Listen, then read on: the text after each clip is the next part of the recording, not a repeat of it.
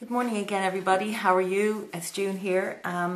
Since I am working late tonight, I will be working until 11 o'clock. I will not have a chance to make this video any other time, so I'm doing it now before I go to work.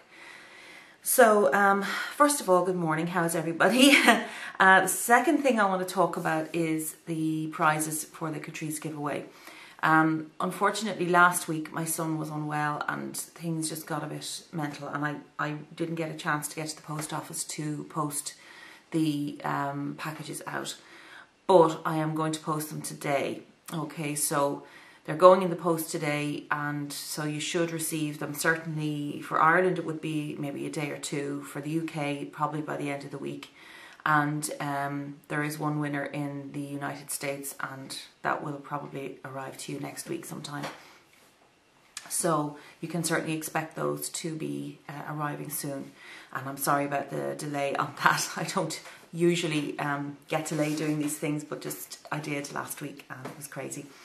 The second thing I mentioned yesterday was the Call Me Bubbles quad from MAC, from the Shop Cook collection.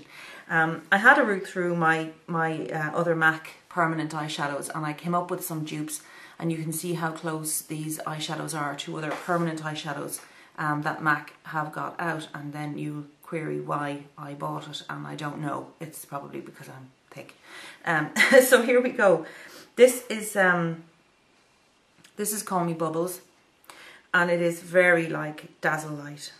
There's Dazzle Light, and they're really similar. This is maybe slightly more golden tone to it, a little more yellow, but it's tons more pigmented. I mean, it's just such a beautiful pigmented eyeshadow. So soft, and it really comes off. The colour payoff is great with it. This one's just not quite so good, but they're very close. So that's those two. This one is ridiculously close. These two, this is Full of Flavour, and this is Free to Be, and they are really, really close in shade. I mean, this one may be slightly yellower. It's a slightly, not kind of peachier tone to it. This is more pink, but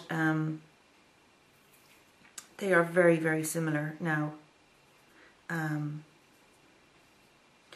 again, I mean, they're similar in pigmentation. They're both matte eyeshadows, both a bit powdery. I'd say Full of Flavour might be slightly, there might be slightly better colour payoff with that. But there's those two, and they really are almost identical. The next one then, this was the hardest one for me to dupe. This is Fresh Daily. The colour that's closest to it is Rule, which is part of the permanent line, and they're both a very nice orangey shade. Now the difference is that this has a little sheen to it. It's I'm not sure what finish it is, but it's a slightly shimmery finish. It has a slight golden shimmer to it, and this is completely matte. So they may not. Let me try to swatch these. I'm trying not to drop the pans because that would be really silly. And you can see there, they're very, very similar. And in fact, the sheen, the shimmer on Fresh Daily is very, very subtle, so you're barely going to notice it compared to the matte eyeshadow. And the last two, this is Brash, this is Coppering, and they are quite alike as well. Coppering is a little bit more brown, I think. It's a little bit more brown, but they're very similar shades. Again, I'll just try to do swatches for you. Okay, so there's Brash and there's Coppering. So they're very alike.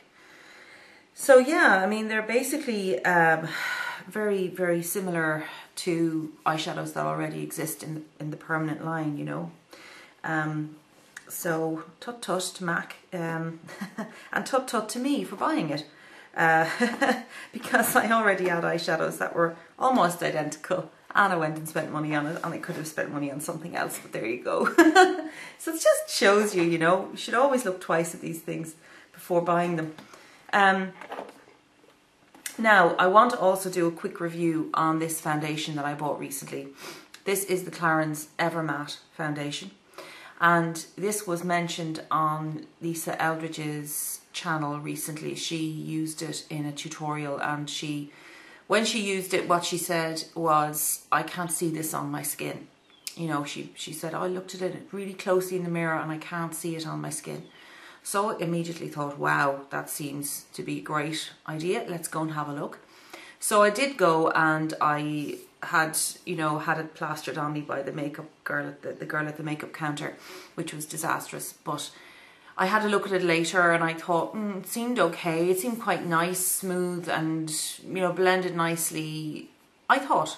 So I bought it, brought it home, and it is a really weird foundation, and I just don't like it.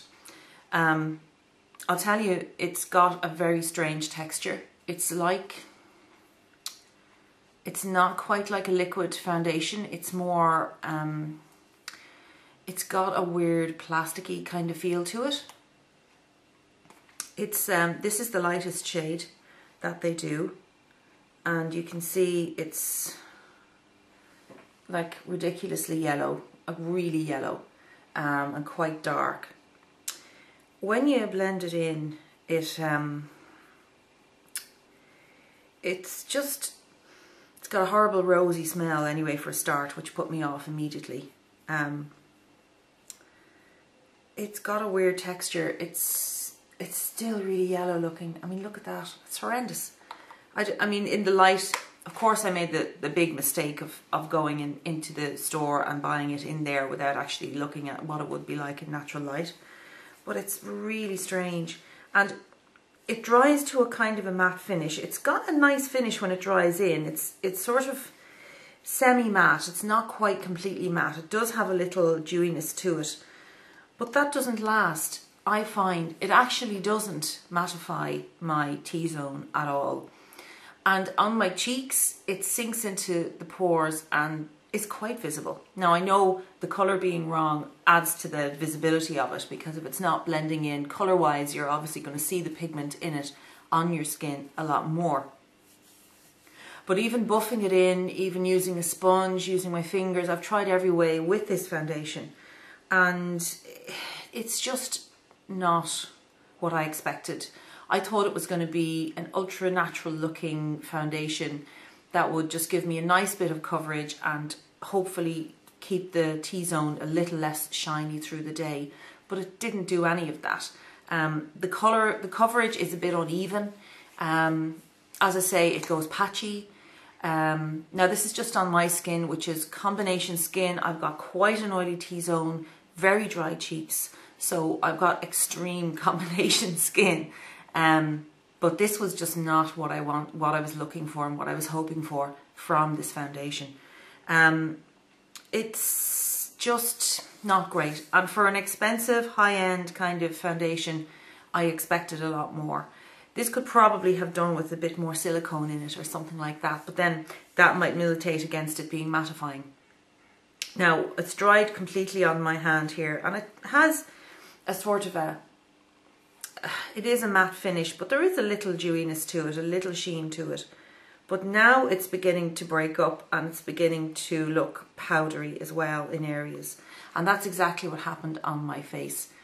The cheeks got powdery and cakey looking, and the T-zone just got as shiny as it always does. And the coverage didn't last. So thumbs down for this foundation. It is absolutely on my shit list.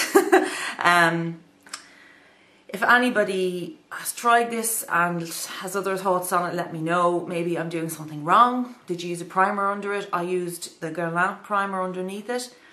If anyone's used a primer under it that was different and they found it great, let me know. Because I would probably, the only thing I can think of doing with this now is either using it to ice a cake with, or maybe mixing it with my BB cream, which will tone down the horrible yellowness of it and make it a bit more wearable. But, you know, I've got other foundations that work 10 times better than this. So anyway, that is my lowdown on Clarins Evermatte foundation, SPF 15. As I say, this is shade 104 cream. It's the lightest shade. It is way, way, way yellow and very dark. So be warned about that. So that's all I have to say. Sorry, it's all bad. So take care, guys. This is me signing off with disappointment, and I'll talk to you again later in the week. Bye bye.